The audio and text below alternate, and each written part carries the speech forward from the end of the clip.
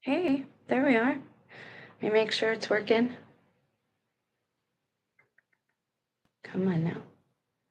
I'll be right with you. Hopefully things will work today. I'm sure they will, considering the topic is not inflammatory or controversial. Cool, it's working. All right, so there is an end goal to this series of videos. It will probably turn into a series. So let me give you a quick breakdown.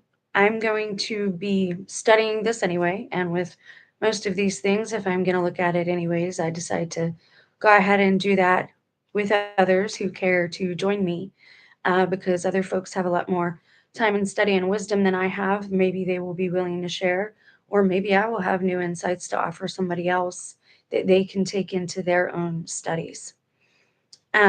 So what we're going to do is we're going to look at the prophecies about and concerning the end days of this current age that we are in. We are going to look at all of the prophecies across the board, not just Christian prophecies, which will include Norse, pagan, and just to name a few, Hindu prophecies as well.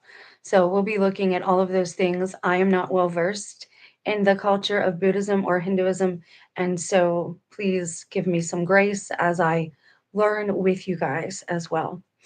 It looks like the chat is turned on, so that's good. Now, we are going to look at other cultures because I think that is important. I do know people who have a Norse background. My dad was very pagan-esque, even though I didn't realize it at the time. I didn't even realize it as an adult. It's something I've only recently come to terms with. He was also French. He had an affinity for indigenous Native Americans, I guess due to the French and Indian War. My dad was always really big for the underdogs. And he may, it's hard coming to terms with the fact that he may have been a part of these groups sometimes that I talk about. So I want to impress upon you that I know people who are a part of these other cultures, and I, was raised, I guess, rather occultish. So I have an appreciation for the ways of other cultures. So I will move through this study as respectfully as I can in that way. However, I must preface this, there are people here who have channels, smaller channels, like myself, who seek to argue and defame and degrade, and they are of these other faith systems. And so I have had some pretty negative experiences with every faith system and people from every group as well. It can be hard doing videos like this when your personal life is falling apart, but that is why I do it, is because I want to better understand what's happening around me, and I want to better understand the people that I love and that I care about.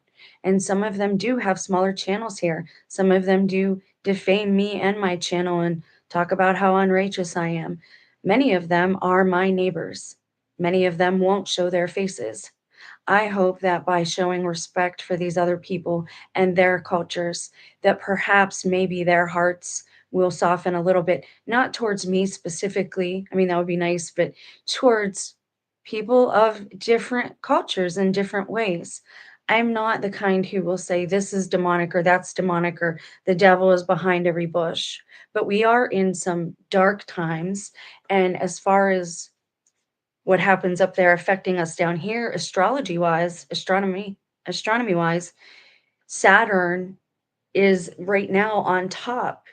In this new age, Saturn has come to the forefront, and that is why you are seeing, and a lot of channels won't discuss things like this because they think that it's taboo, and they've been taught by churches to ignore it.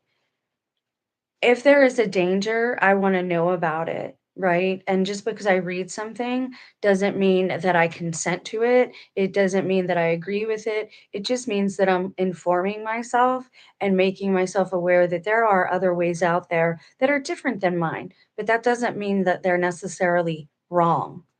So I hope that this study can be for a diverse group of people, and I hope that we can handle ourselves as adults There is a really big problem today with people of every culture and every group behaving like children, bullying each other off the internet, bullying each other out of towns, bullying each other out of jobs.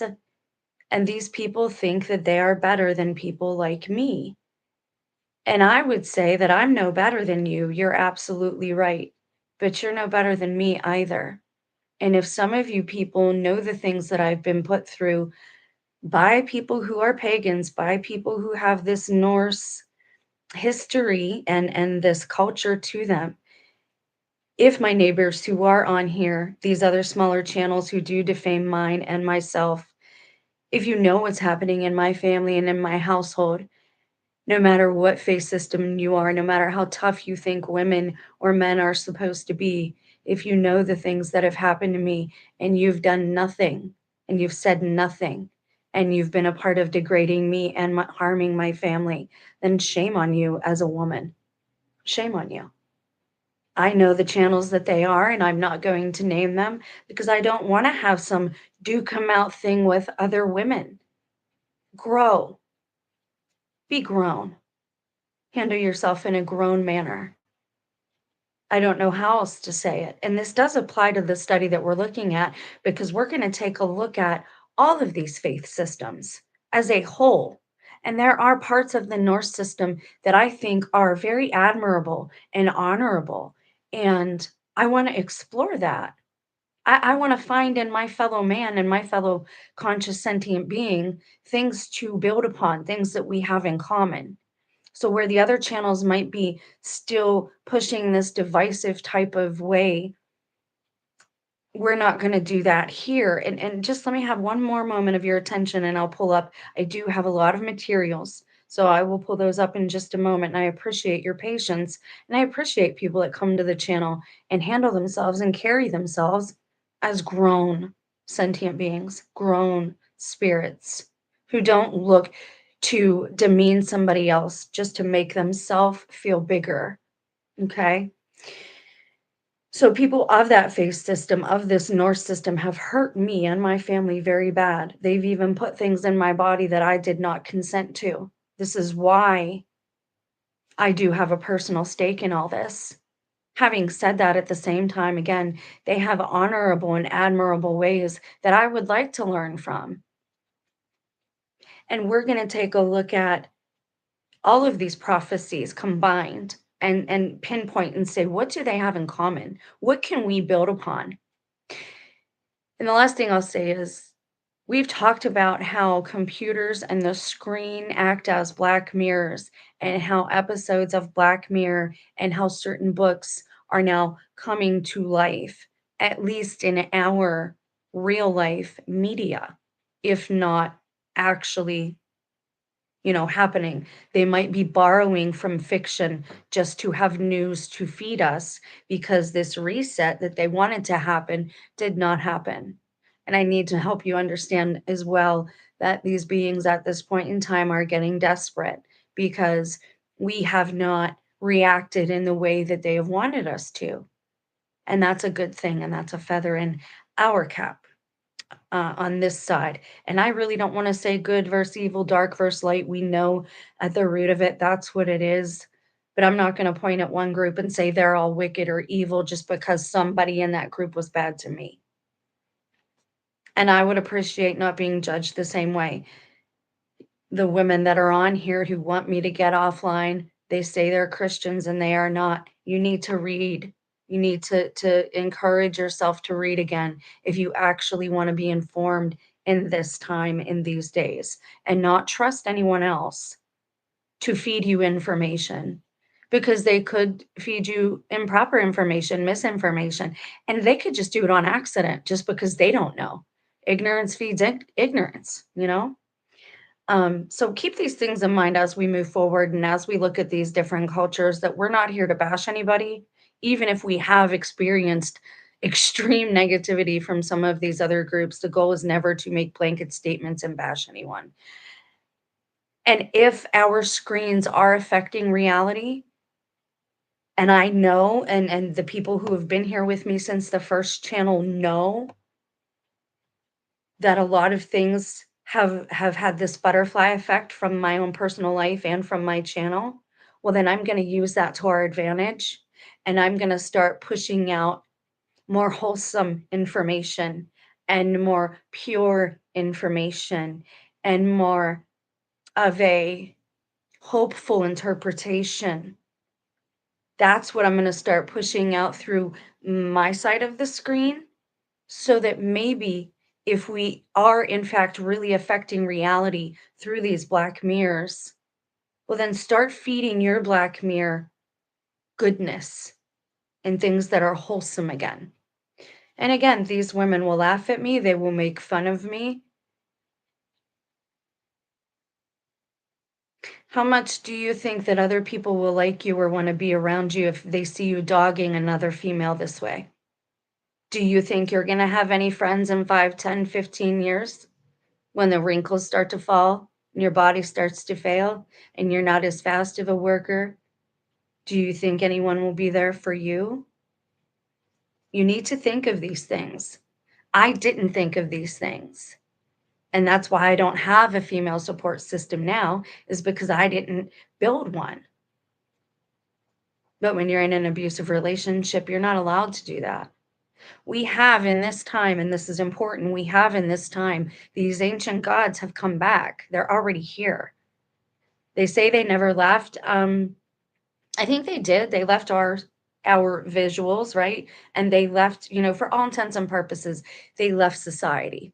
They left our paradigm. That they're in hiding, right? But they are still here. And you can see this in the manifestation of the way that the men and the women are behaving today. And so hopefully you will see that as well. Okay, 11 minutes. We're good on a little intro. Everybody should have an idea of where we're at.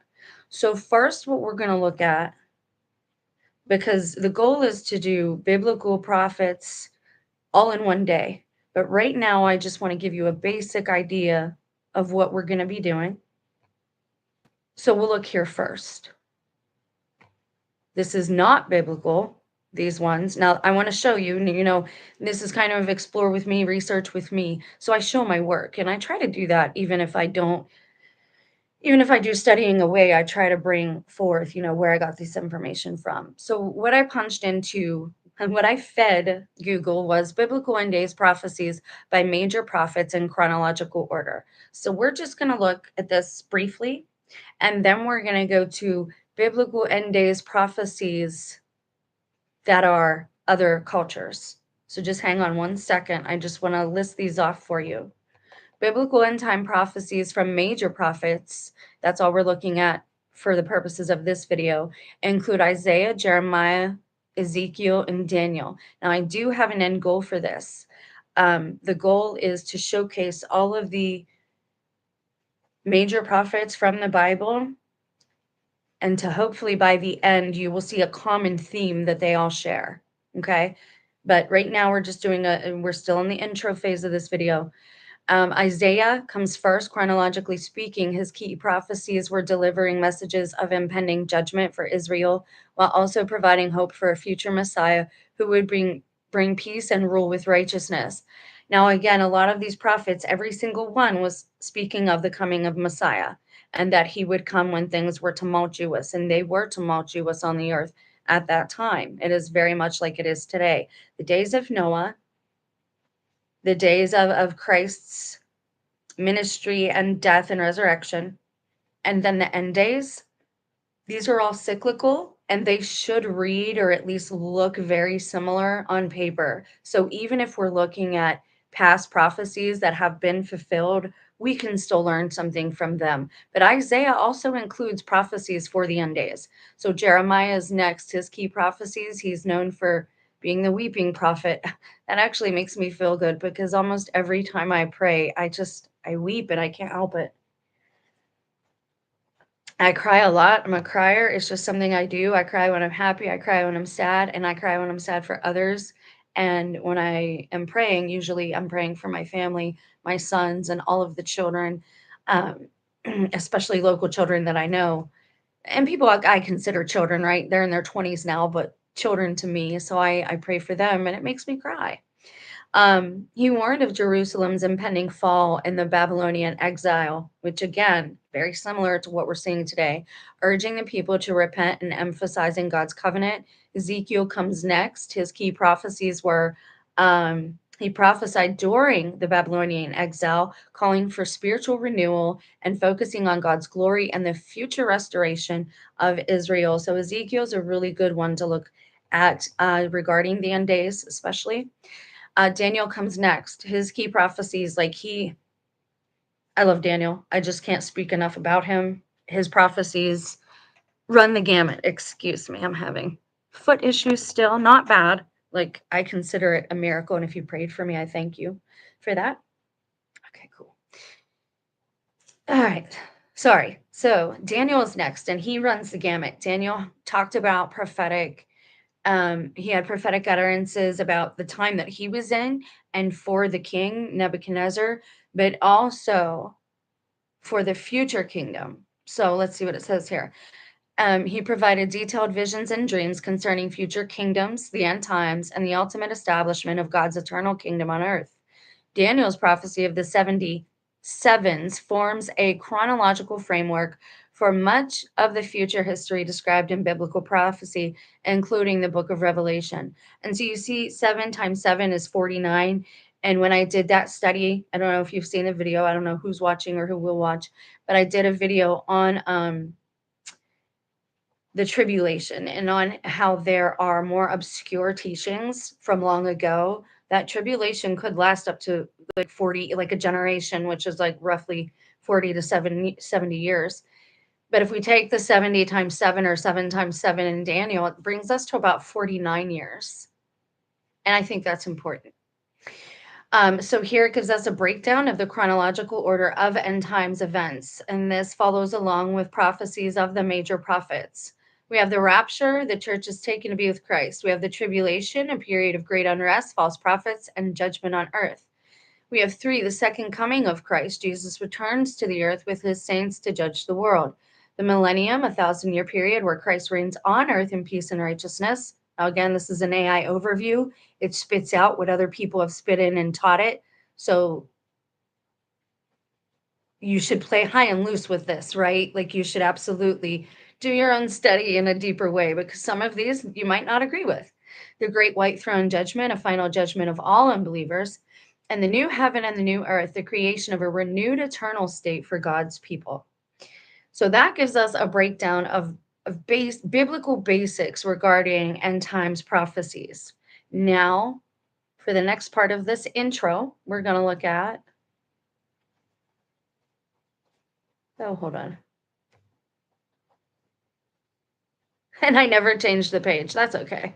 I wanted you guys to see this anyway, because everybody doing the biblical prophecies like that really quickly, everybody kind of knows that information. Now, here we get into, and this is why I have both pulled up so I can toggle back and forth. Here we have the AI overview, and what I fed Google was prophecies about the end days found in places other than the Bible. Okay. So various religious traditions, indigenous beliefs, and historical seers have offered prophecies about the end times outside of the Bible. These prophecies often differ in their vision of the end, but commonly involve a period of cataclysm and cleansing of the world, often followed by rebirth. When one thing ends, another begins.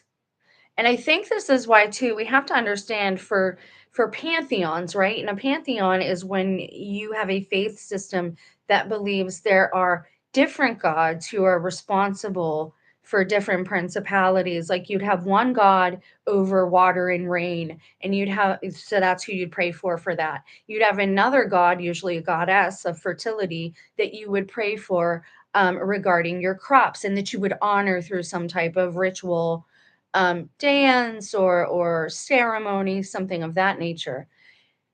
So that's what a pantheon is, right? If you look at the Christian hierarchy, it's very similar. Okay, you have God at the top, and the source, he is the source of all of these other little g gods or angelic beings, angelic creatures, who are over different principalities and powers. Some are over one is over the United States, a different one is over China, a different one is over Japan. Every continent, and we started with seven. Every continent has its own angel or little g god over it, okay? Every church, seven churches, has a little g god or a angel over it. My goal here is to show you that we have more in common than different, and that we do have a common enemy. And oftentimes that enemy is ourself in our own divisiveness, because we have this symbiotic darkness inside of us that is attached now, and most people have embraced it. And I don't, I can't tell you what to do. I'm doing my best to kind of snuff it out, because you need the light to have a shadow, right? But you don't need darkness to have light. Light is always there. But you have to have light to have any darkness, because the darkness is a shadow, right? And oftentimes that shadow isn't what we think it is.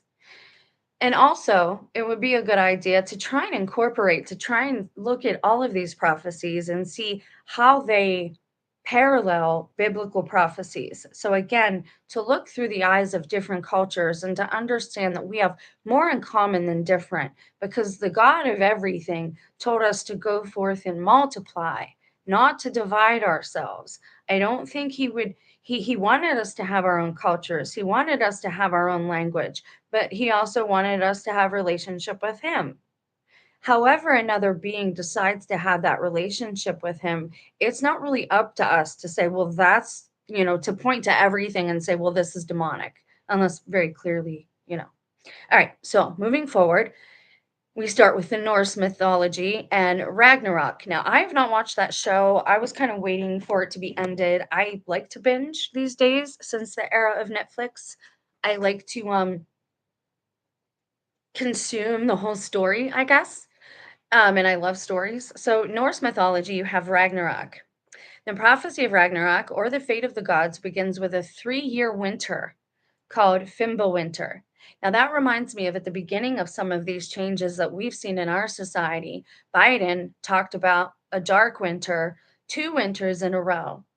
But this is also interesting because we're told in the Bible, but also in Catholic prophecy, you see, and that's the things I appreciate about that religion, is that we have a God who is active, the source of everything, whether you believe in a pantheon or not, right? Because I just showed you that they're basically the same thing, whether you believe it's little g gods or angels, pretty much the same difference.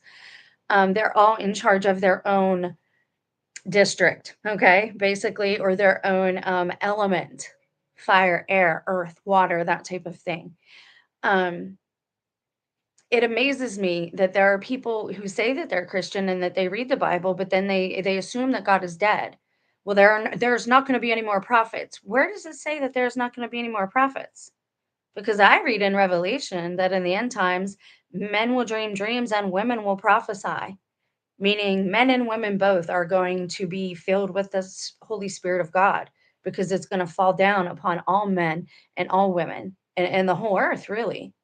So to assume that like God is no longer active, that part really bothers me about people proclaiming to be Christ followers or God followers at all, and they're not reading their own book, or they're not having their own relationship and understanding that God is very active still. If God stopped speaking, if God stopped working, the earth would stop, all life would stop. God is the God of life. And they say that he is still working, and he is always working, because for as long as God is speaking, as long as God is uttering sound and words, new life will come to be. That's how he created the earth and all of us, was through his voice, was through word, was through sound. And then he sent the word manifest down here to straighten things out and say, you lying scribes, you're writing things in there that aren't true, and you're going to do it again in the New Testament. You see, we're told over and over by prophets too about lying scribes. Paul tells us as well to divide the word properly. And I believe that's because not every word is of God that's in the Bible. So moving on, now that we've gotten that out of the way, And I just, I think it's important when we do a study like this to understand that God is just, he's not some impersonal being that's not paying any attention. If he stopped working, this is why they say God is always working, God is always at work. If he stopped, then everything would decay because of that parasite that has entered the realm. Everybody wants us to be saved, but we're not going to be saved until we start participating in our own salvation. We need to start kicking the snake out of the garden, so to speak. And that means admitting to the darkness that is within us and without us and cleaning it up and getting rid of it. So, the fate of the gods with Ragnarok says there's a 3-year winter called Fimbulwinter. If I mispronounce, please excuse me, causing widespread conflict and moral decay among humanity. A 3-year winter. Did Norse see, again, I'm learning all this as I go, so I don't know if they looked at calendar years the same. We would have to look at that. So these are things to keep in mind as you go through prophecy, especially prophecy that is not as familiar to you or is from another culture that is not your own. And again, try to have some respect. Stop watching the immature channels.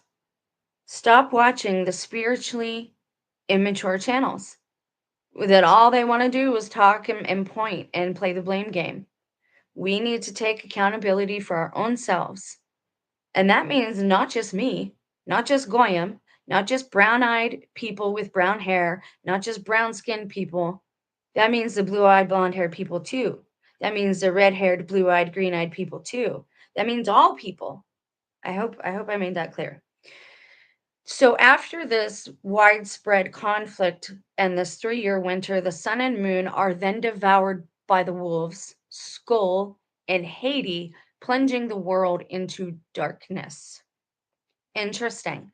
If anyone else knows more about this too, if anyone comes into the chat or comes into the video, please share whatever information that you have, because a lot of this is new to me. So it says the final conflict is a colossal battle on the field of Vigrior, with the gods Aesir and Vanir, fighting against the forces of chaos led by Loki and other giants and monsters. So, what do you think, guys? Check this out. If we look at this with a biblical lens, I just want to highlight it for a second. There we go. So if we look at this with a biblical lens, the final conflict is a colossal battle on the field of Vigrior with the gods Aesir and Vanir fighting against the forces of chaos led by Loki and other giants and monsters. Through a biblical lens, that could be talking about Gog and Magog. So where the Norse have this perspective, this interpretation of this end days battle, the Bible speaks of a similar battle regarding the giants between Gog and Magog. Everybody always gets it wrong too. Magog is like the nation, and then Gog is an actual person.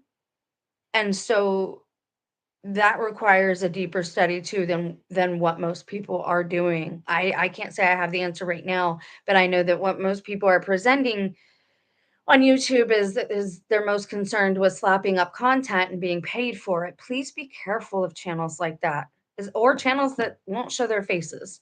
There's something wrong if you won't show who you are. And I don't care what it is. I don't know if you're using an AI voice. I don't know if you're an AI creation. I don't know. But it's not very trustworthy. And so I don't trust the information anymore that comes from channels that never show their faces. I understand sometimes, absolutely, because I don't want to always be either. Um, but continuously over and over again, especially if what you're doing is pointing fingers and playing the blame game, you're not going to have any spiritual growth if that's the content you're consuming, right? And so that's why I said on my channel now, I'm really, especially with the shorts at least, I'm trying to really showcase the good about this place. We are not living in a false matrix as far as what we see, touch, smell. We are living in a false matrix as far as our own belief system in our head. It's keeping us stuck and immovable. So, the aftermath of this monster war of giants and monsters most of the major gods and their enemies perish, which would be in the Christian theology, we would call them fallen angels. And the world is consumed by fire, which we are told happens in the Bible, and sinks into the sea. That's fascinating. Check this out. Most of the major gods and their enemies perish, and the world is consumed by fire and sinks into the sea. What could that possibly mean? Why would the earth sink into the sea after it's consumed by fire? Because God separated the earth from the waters above and the waters below. But once that fire comes, it will sink into the waters below, and that will be what puts the fire out. However, a new fertile world will rise from the waters, repopulated by a handful of surviving gods and two human survivors. Now, are they talking about something that already happened? Because this sounds a lot like Adam and Eve, or the cyclical nature of the realm, right? Destruction, new birth. I mean, you can't have new birth without something being destroyed. And once something is destroyed, then you have something that will be born and replace it. So it says, however, a new fertile world will rise from the waters, repopulated by a handful of surviving gods and two human survivors. Oh, that's amazing. So we went from 8 in Noah's day down to 2. We must really be struggling at this point.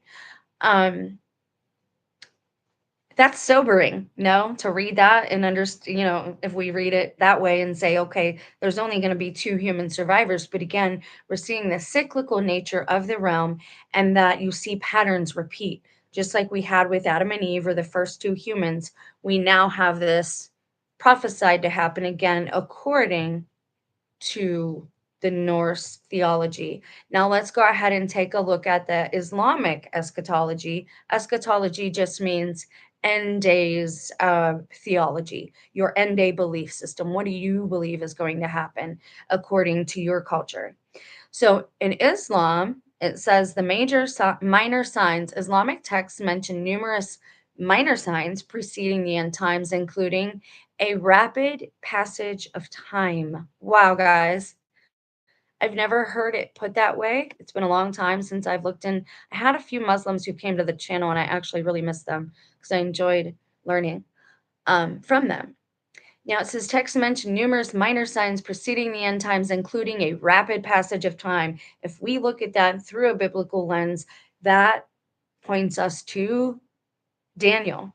That's amazing to me. And this is exactly why I'm doing this study, is to see and look through the lens of other cultural belief systems, because a lot of us believe the same things. A lot of us, I do believe, worship the same God. And no, many people out there today, especially on the screen, will tell you that they don't worship the same God. Okay. I think we all want to be worshiping the same God. Let me say it that way. I am not someone who is afraid of something just because it's in another language. And when I have read a lot of what I've read in Hebrew, in Latin, in the things that I can pick up, I have an Aramaic, I have a Hebrew, a Greek, Aramaic textbooks that I picked up from the consignment shop a couple of years ago. And then I also have a Vulgate Latin translation book. And I also have, I think it's a French German pocket dictionary. I'm not afraid of other languages, and you shouldn't be either, because that's how they're fooling a lot of people. The goal is to keep us divided. They do not want us to come together under God's one system. In the end days, there will be one world religion, but it'll be a good thing. And I'm not talking about what the system sets up. I'm talking about when we're actually at the end and God does it. That will be a good thing. But he's going to use this time, I believe, and everything that's happening, organize us to separate the wheat and the chaff, to get us under one type of heading, and then he will come take that self, much like Satan has been trying to steal everything his. He will let Satan do all the work, and then God will say, okay, now stay here and do this, but do it my way. I hope that makes sense. And again, I'm still learning, and I'm really still learning on how to communicate these ideas to other people. So I appreciate a little grace in these areas. Okay. There's like nobody showing up, and it really does something to my confidence level. I don't mind so much. Like I get it that it's a really niche topic that things that I look at, but it makes continuing on with the video with the same enthusiasm a little difficult if nobody's here with me. Um so one of the Islamic minor signs of the end times is a rapid passage of time, increased bloodshed, which we've seen, a rise in immorality, which we've absolutely seen, and competition to build tall structures. That's fascinating. But you do see this. Now, notice it doesn't say tall buildings, it says structures. Besides skyscrapers, what else are creators, and not content creators, I mean actual creators of structures. What else are they always commenting on as far as height and size goes? Competition to build tall structures. Well, we could take it back a little bit and say that this is, just like you see in Rome and you see in Washington and you see in Babylon and you see in Egypt. It could be all the megaliths, right? It could be all the phallus symbols, but it could also be skyscrapers, which the 80s was a really big time for that, where everybody was in competition for that. But also, something a little more modern that maybe most people won't think of is roller coasters. Roller coasters, you are always hearing the next, the biggest, the tallest, right? This one's epic. This one's better than that one. This one's faster. But they also take into consideration how tall it is. So that's an interesting minor sign. Now, the Islamic eschatology says that major signs of the end days will be the arrival of the Mahdi, a divinely guided leader who will restore justice. Now we have that one man saying that he is the Mahdi.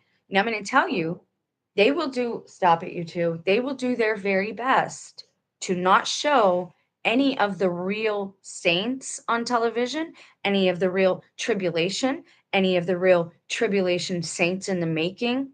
Most people who are going through it in these times, like you and me, like targeted individuals, us smaller people that nobody pays attention to, they will not show this on the screen or television unless there is divine intervention, or unless it can't be helped, or unless it's as some type of Running Man, Hunger Games competition thing where they watch it for their pleasure, which I believe is already happening, but that's another video.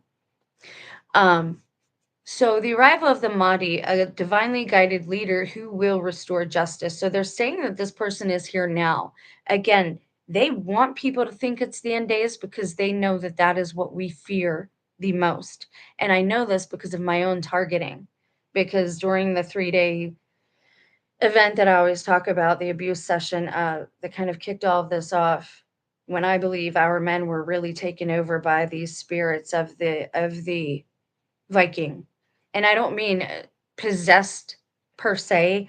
I mean the spirit of violence, the spirit of alpha male, that overall persona, if you will, took over a lot of our men. And yes, some are absolutely straight up possessed and oppressed and repressed. It is happening.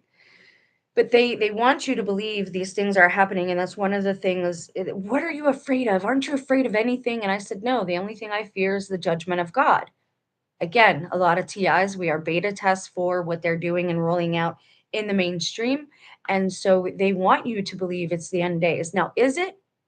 I think it is, but I think something else is pointing to the end days. Um, and we'll get there in a minute.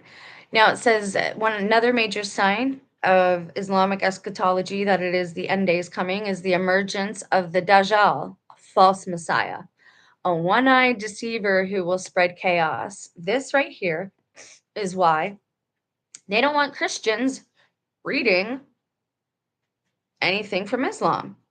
Why? Because mainstream Christianity is not what it's supposed to be, and it's not what you think it is. But check it out. What's it say there? The emergence of a Dajjal, a false messiah, a one-eyed deceiver who will spread chaos. One eye. So is it going to be one eye like Cyclops? Is he going to only have one eye, period, in the middle of his head? Is it going to be one eyed as in an injury occurred to his other eye? And you see this trope over and over and over again.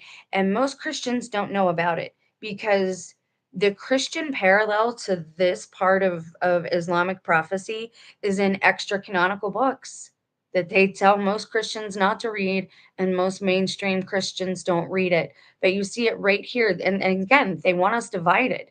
But Islam, a lot of Islam parallels Christianity. It's just in a different language, on a different continent, in a different culture. And of course, they don't see Christ as Messiah. But again, a lot of this stuff they got right. So the false Messiah is going to be a one eyed deceiver who will spread chaos. We should see that person enter anytime here. The descent of Isa, Jesus, who will return to defeat the Dajjal. So even Muslims know that Christ is coming back. Oh, yes. And he's coming back to defeat the Antichrist or the Dajjal. Now, here again, not only does Christianity talk about it, not only did we just read that Norse eschatology also mentions this, but now we have it also in Islam. Check this out. The release of Gog and Magog, Yajuj and Majuj, two destructive tribes. These are the giants of old. These are the Norse giants of old. And this is what I said. I know this spirit and mentality that takes these people over because a lot of the young men in this area and a lot of our men nationwide have been taken over by this spirit, and it's very oppressive to females. Okay, they want females to be equal in most ways. They want you to be able to take a beating, they want you to be loyal to them, but they're not loyal to you. They want you to cook, clean, and do all that stuff, but they also want you to farm and raise the kids and do everything other than the fighting, basically, is what the Norsemen want for us as women. We are seeing that attitude manifest. And again, I'm not a feminist by any means, I don't fit any of those groups. But we're seeing this general attitude manifest among our men nationwide. A lot of men are now in big states of bigotry, and you don't have to believe me. I don't really care if you do. But if you're a female, it's my job as another female to say, hey, this is happening. And they have whole tribes of women now that they're not telling us about, some of us. And some of you did get warning.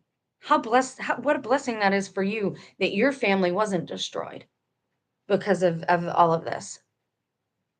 So not only do we see Christianity eschatology speak of this, not only did we learn that the Norse eschatology speaks of this, but now we also see that Islam speaks of it as well. Guys, we have more in common than we have different. And I wish more people would tune into videos like this just to be exposed to different information. Again, not because of me. The release of Gog and Magog, and they're called Yajuj and Majuj, two destructive tribes. So Islam is referring to them as actual tribes. Where I read it a little different biblically, but admittedly, I didn't go through every version and see what was said, like the exact words that were used, and I didn't use the Strongs. We'll get there in this series of videos. So the release of Gog and Magog are two tribes, whereas the Bible speaks of it as a nation and a person. So, I mean, I guess you could look at that as two different tribes, sort of. Now it says something else that will happen. Oh, wow. I'm sorry. I'm reading a lot of this for the first time.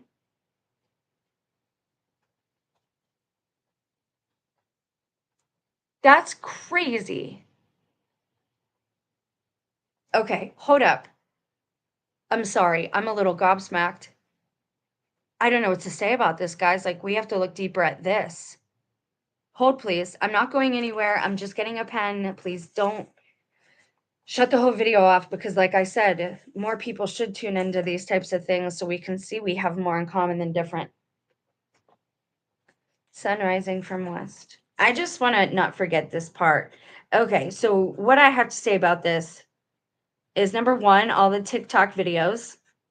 Number two, the confusion you're seeing in the birds. Birds have a natural I forget what they call it, but birds have a natural magnetic radar, like that is part of them.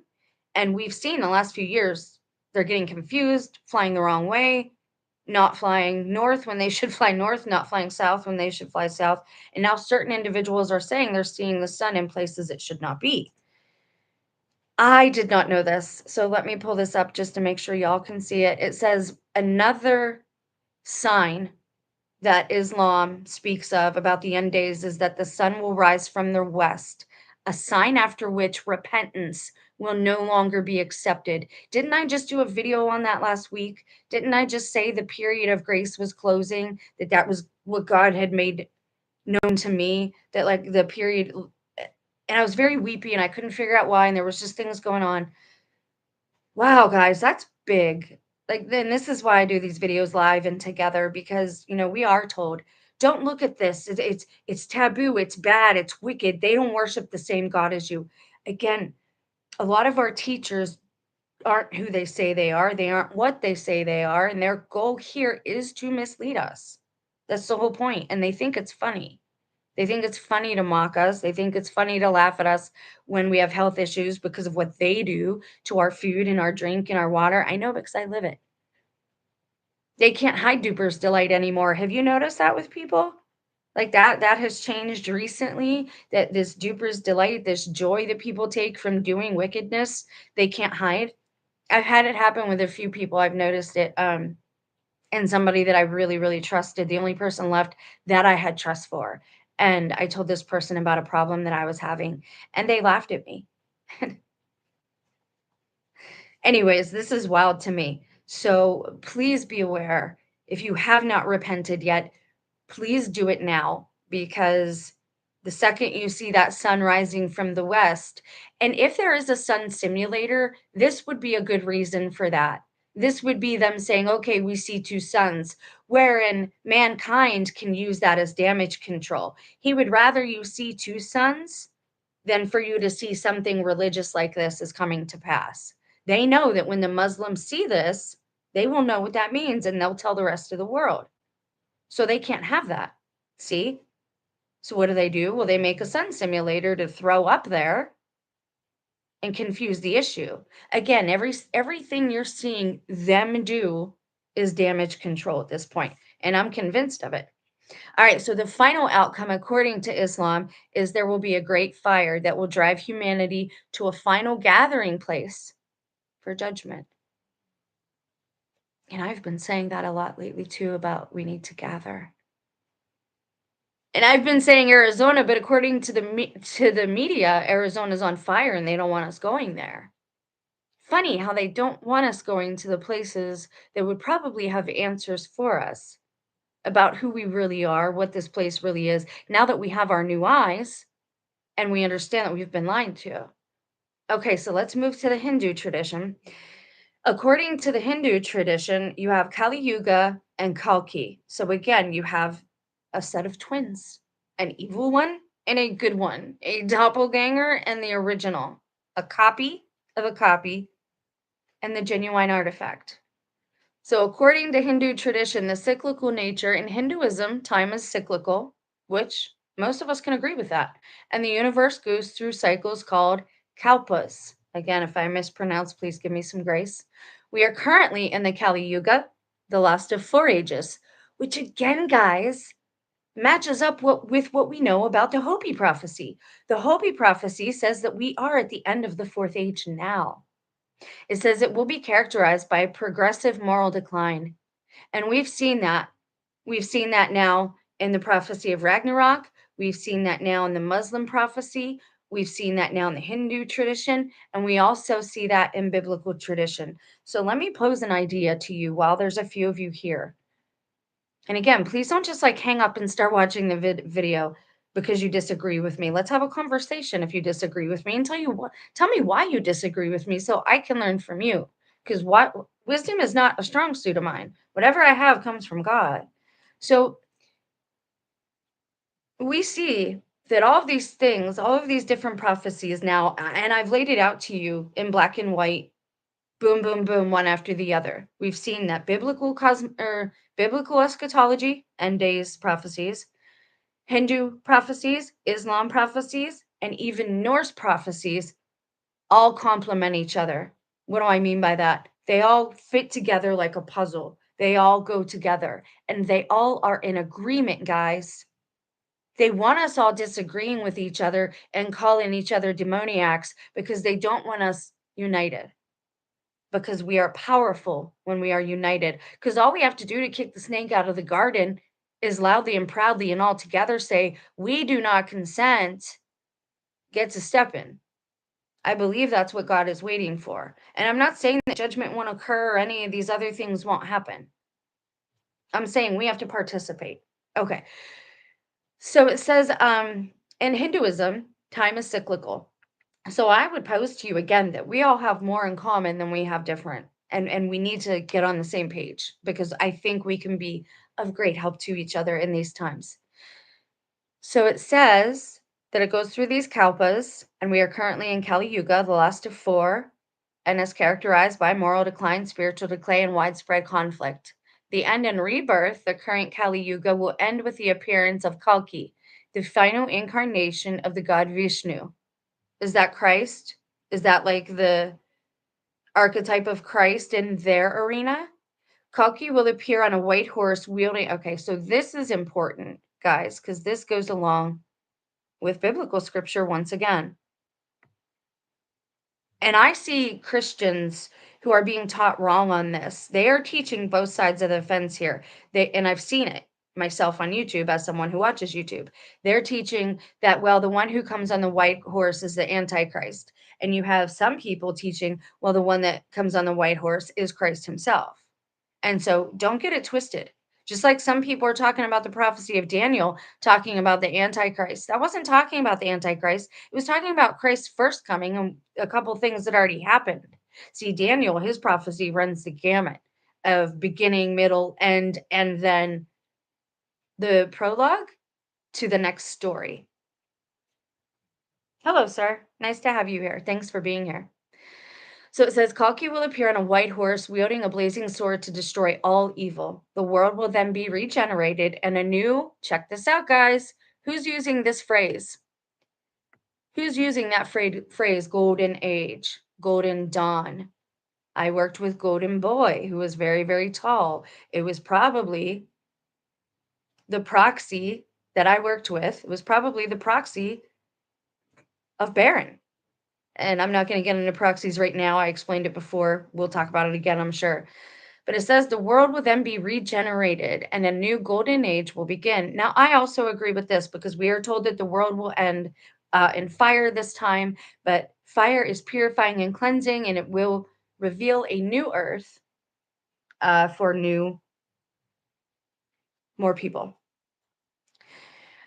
So now we're going to talk about Zoroastrianism. I always pronounce that wrong. I apologize. But we see Golden Age being used a lot.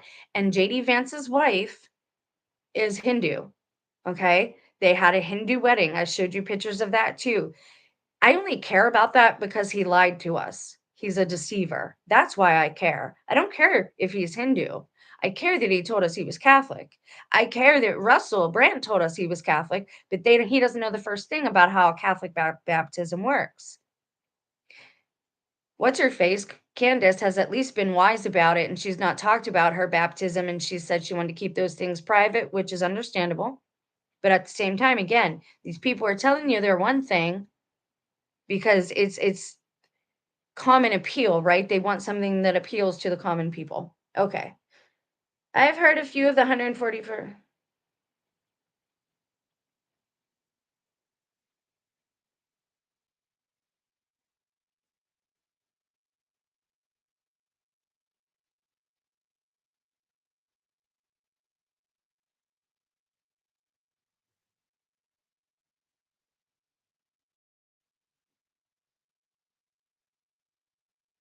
Okay, so Mr. Wesley Curry II is telling us that he has heard a few of the 144,000 speak and that they are young children who never watch TV. Then how did you hear them? Here are the words that Jesus gave them. So he's telling us about a prophecy. Most of these things we know. Most of these things we've been told. But I do not delete comments. I'm not going to read all of this because it's very long. And I'm not saying it's not prevalent,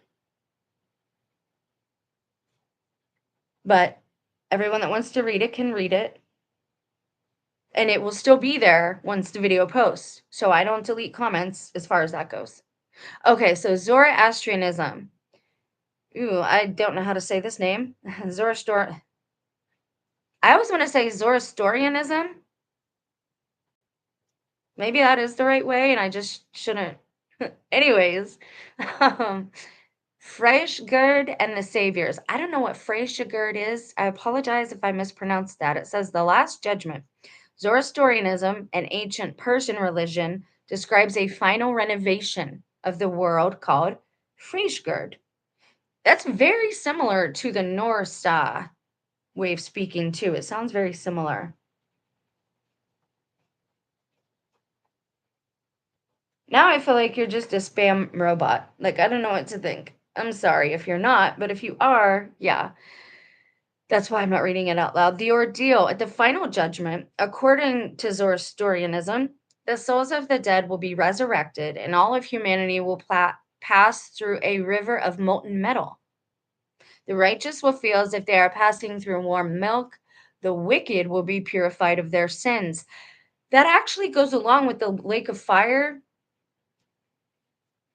And I don't want to say theological, it's a feeling. It's more of a feeling. And I know we're told that our heart is deceitful and not to rely on our feelings. Look, when Solomon wrote that, he was very bitter over what women did to him.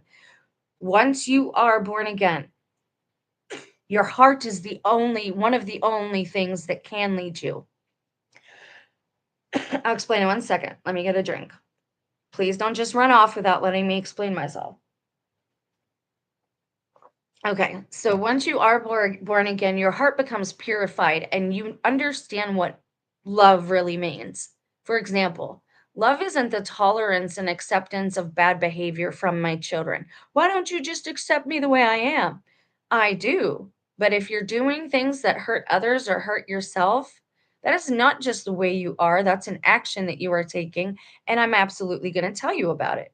So, real love, if you follow your actual true born again heart and you do as Christ said, Christ's only commandment that he left us was to do all things from love. All these people trying to get us back to the Old Testament, just stop. Just sit and listen, maybe. You don't understand the spirit of the book. You are caught up with this male, and even Peter was in certain parts of the Bible. They're caught up with this male need to like take over the world. And that's not how the world, that's not how the earth was actually given to us, not in that respect. Dominion does not mean when you have dominion over something, domination is not harmful. You're supposed to serve. A good leader is a servant to those under them. So, anyways, I can see how this relates to the lake of fire because I've often had thoughts or I felt that the true God is only going to leave people in a place of like Hades or Tartaria if they want to be there, is if they're not repentant and if they really want to be there. But I feel like, and we're even told in God's word, God wants to save everyone. God's will is that none should perish.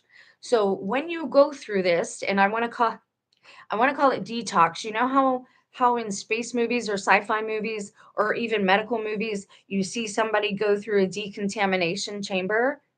That's actually how I think of the lake of fire these days, or at least that's my hope, is that God's will win out, and most of us, if not all of us, humans, will be saved and given the gift of eternal life after we are in the fire and purified.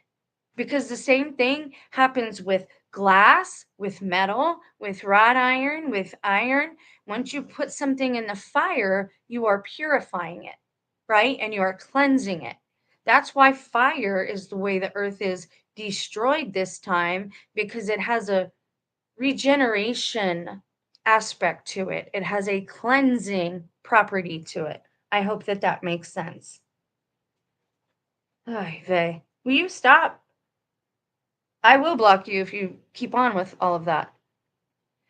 Um, so the ordeal, it says they will be purified of their sins. Now the final victor, it says the supreme god, Ahura Mazda, will ultimately defeat the evil spirit, Ahriman. So I'm assuming Ahura Mazda is their parallel to Christ, their Christ archetype. That's the name that they give it, right? Because, all right, so in Greek, in English, Messiah is Messiah, anointed one, Messiah. Um, Mashiach, I think, is Hebrew, or Hamashiach is Hebrew, Aramaic. And then you have Christos, which is the Latin, right? Or the Greek. So I'm not sure, if that translates back into Christ, but their Christ-like figure is named Ahura Mazda.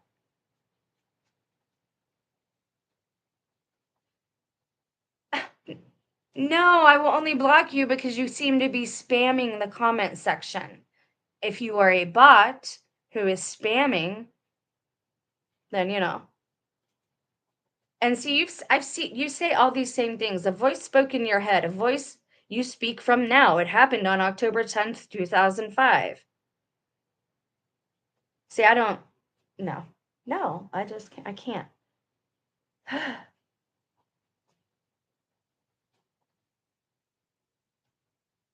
There, you're in timeout. I never do that, but yeah. Okay, so Ahura Mazda might be the Zoroastrianism's parallel to Christ, the Christ archetype. Now we have the Hopi prophecy, which we've looked at length because I just love it. I love the people. Hopi prophecy, the end of the fourth world or the fourth age. Signs of the end, according to the Hopi people, are the world being covered by a spider's web. Some people interpret that as the internet, the World Wide Web. We actually also, I would say that that is also chemtrails.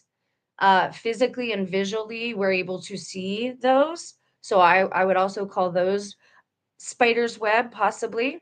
Because remember, when somebody is receiving a prophetic vision, they don't know at that time what it means. So they write down what they're seeing, and we might have different words for that now. So we have to try and put on a lens or eyes of that culture at that time. So it says another sign is that the sea will turn black from oil. We've seen that happen in part, at least, with the BP oil spill. It just kept going and going and going, and there was tar balls all over the beach. But I think it's going to get worse. I hate to say that. But I think that part's going to get worse. And a blue star crashing into the planet, which allegedly some people are seeing now. But again, they've been talking about red Kishna, blue Kishna since the beginning of the internet. And they've been saying, oh, it's there, it's there. So again, a lot of these people, they're there for one purpose, and that is to lead you away from your faith. Because you'll say, well, nothing's happened. I wasted all this time looking for the end. That's why you absolutely have to have your joy. That's why I'm showing animals and nature, God's real kingdom, on my channel as much as possible now. Because if we do affect reality and we are co-creators, and these black mirrors somehow create a butterfly effect of things in the realm, then we need to start feeding it good things. And we need to stop taking garbage in, garbage out. We need to feed ourselves good things. I hope that makes sense. Okay, the arrival of Pahana, a divine or semi-divine figure known as the Pahana or lost white brother, is expected to return from the east to purify the world and begin the fifth world. Now, I'm assuming that is their Christ archetype, but their story goes a little bit different, so it's harder to follow. And it also included Nostradamus in this search, so let's see what it says about him. Vague quatrains. The 16th century French apothecary and seer Nostradamus published a book of prophecies, Les Prophéties, written in cryptic and vague quatrains. Interpretations have credited him with foreseeing various catastrophes like the rise of Hitler, the 9/11 attacks, and however, his prophecies about the end of the world are often general and have been reinterpreted over time. His visions include devastating wars, plagues, and a great fireball from the cosmos. That is fascinating. Now, what we're going to do is dun, dun, dun, check the time because I have a question for those of you that are here, if there's anyone left. Sorry, sir, but you say the same things on every channel, and you say the same things on all my videos. You must be a bot, so I just can't, you know. I like when people converse and, okay, so my question for you guys, now that we've laid out all of this in a type of introductory aspect, which would you like to go over first? Would you prefer to go over the outer biblical prophecies deeper? And what I mean by that is we'll dive deeper into the Norse, we'll dive deeper into the Hindu, we'll dive deeper into the Islam, into each culture or faith systems end times prophecies. So we've already looked at the Hopi, and we often refer to back to the Bible, but we very rarely looked at others and how much they complement what we're being told in the Bible. So my question for anyone who has watched the video up to now, let me give you a thank you. Thank you for praying for my foot as well. It's quite miraculous. I really wasn't overdoing it. It was bad. I thought I wasn't going to be able to use it.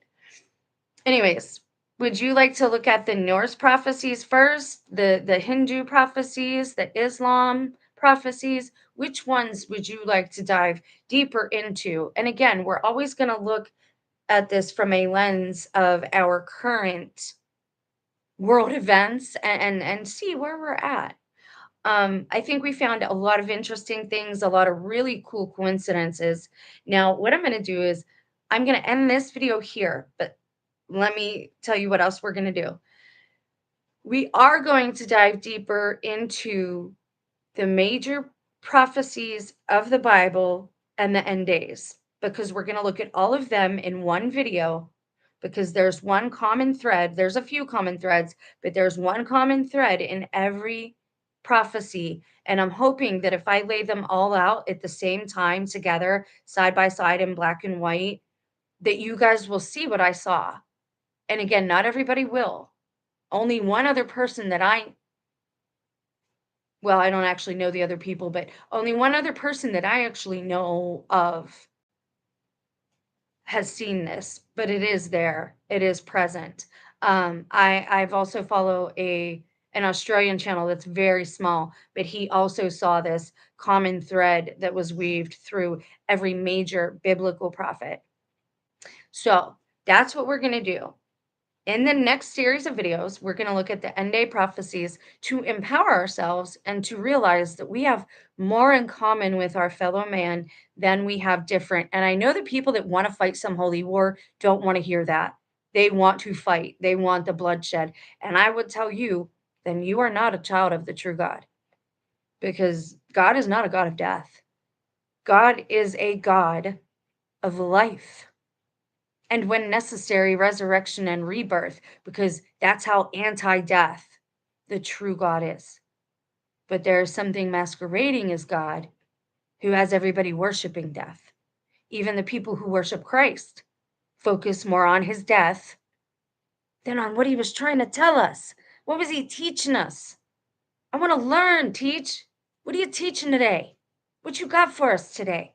He fed people what they needed, even when they didn't know they needed it.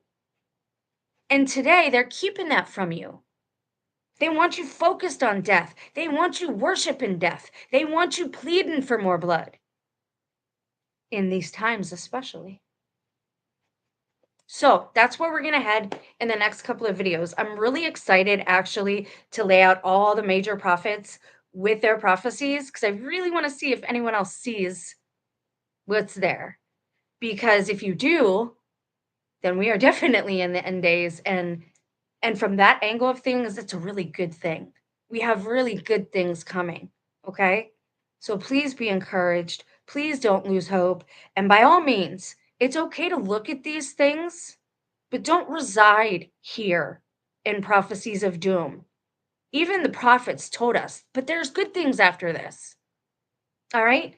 Don't allow your joy to be stolen from you, especially in this time, because I see the ones who dislike me. And my joy and my faith, the things that can't be taken from me, are the things that irritate them the most. Enjoy the moment that you're in, enjoy your life. And by all means, as we just saw with Islamic prophecy, if you see that sun coming from the west, if it's coming from Cali, if any of my California friends, let me know. Repent, because that is the door of grace closing. And I just did a word from God that He gave to me about this. And it's in one of the most recent videos. People are trying to help. All right. So go out there and enjoy your day, enjoy your life. No matter what it is that you're doing, even if you're worried about looking foolish or messing up, that's how we learn is through error. Don't be afraid to make mistakes. Satan is the accuser. I have people accusing me. Isn't there milk in that ranch? Aren't you eating dairy? Isn't it my lifestyle walk? Isn't it my journey? What, you don't even believe in what I believe in. So why are you coming to accuse me? The enemy will do anything it can through people you love to bring you down to that level of frequency so that you are within their reach. Do not allow your joy to be stolen. You go out there and have a great, blessed day. I love you guys. And please do check in with our shorts. It's really just us having a good time throughout the day and me trying to highlight. I'm not the best at cinematography or camera work yet. I do have this old-fashioned handheld camcorder that I just love because as you're walking, it looks like you're actually walking. On my iPhone, it really doesn't look like that. So if you see things that are looking different, I'm just playing. I'm using my creative bone muscle again, trying to just practice what I preach and enjoy my life and enjoy and take serious the responsibility of being a co-creator of this realm. I don't want to always feed you darkness. I don't want to always feed you blackness. I want you to come here and to feel welcome to this channel. All right, go out there and have a great day. God bless you. And thank you so much for being here. And thank you so much for your prayers.